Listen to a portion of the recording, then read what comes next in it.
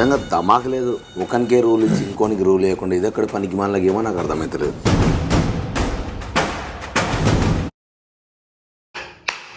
Super Bigg Boss, super shot to అబ్బాయి. అసలు అబ్బాయి ఏమన్నాడు, బిగ్ బాస్ నే జడ్జ్ చేశారు. వావ్, బిగ్ బాస్ అయితే చాలా బాగా రియాక్ట్ అయ్యారు. అండ్ నేనైతే ఈ రోజు సాటర్డే ఎపిసోడ్ కోసం లిటరలీ వెయిట్ చేస్తున్నాను. బికాజ్ నాకు సార్ అబ్బాయిని ఎలా పనిష్ చేస్తున్నారు.